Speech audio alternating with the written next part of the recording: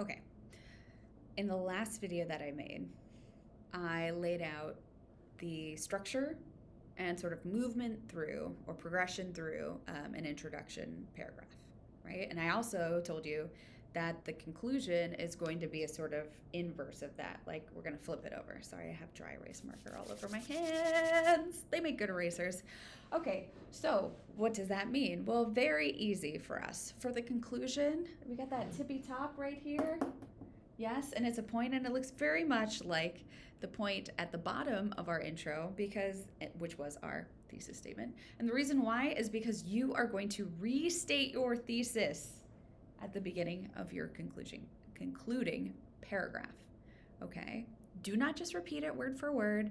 I know it's annoying. You might have to dig out your thesaurus. You might have to organize ideas in a slightly different way, tweak syntax, blah, blah, blah. But you need to restate your thesis because you need to basically hammer in your argument, right?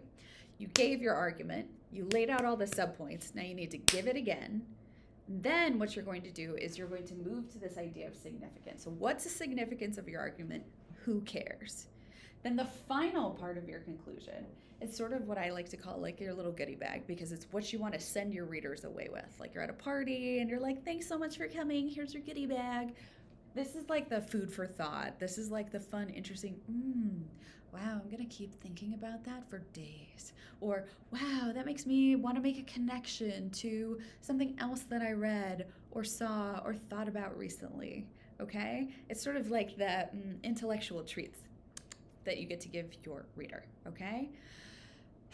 And then they get to marvel at what a brilliant thinker you are and how well you read the Odyssey in this case and things like that.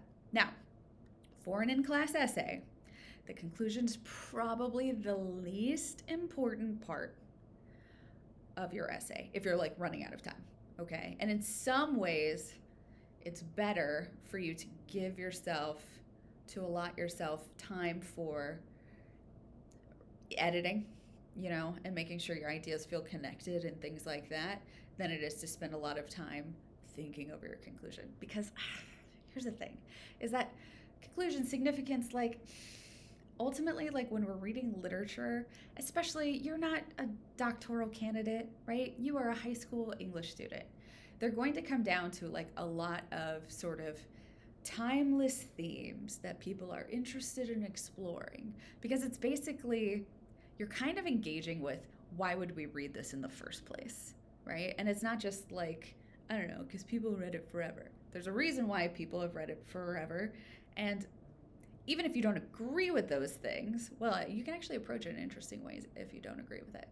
But it gives you a springboard that you can always go to if you need to. Now, you don't want to be trite and cliched, but timeless themes, questions that humanity has pondered forever, those are interesting things to talk about. Why does love matter? And what does it mean to be a good person? And I don't know, other things that are interesting. Anyway, so that's kind of what comes up in a conclusion. So in the same way that I laid out what goes in an intro, I kind of did it here. So this is visually, but over here, you're going to, number one, there are only 3 steps in this. Congrats. You're going to restate your argument in new terms. Number 2, you're going to think about what important or interesting aspect of the text or characters. Don't know why that's there. Oh, because that's a parenthesis. Well, okay, that should have been there. Hold on, sorry. It's because this one looks confusing. Now this just looks terrible. Character. Because maybe you focused on 2 characters. Does this illuminate that we might otherwise miss, right? Because the whole point of writing an essay is you're not just telling me something that I already know. You're making interesting connections. You're looking beneath the surface, things like that. So you're thinking about your whole argument. What does your argument help us see? Okay.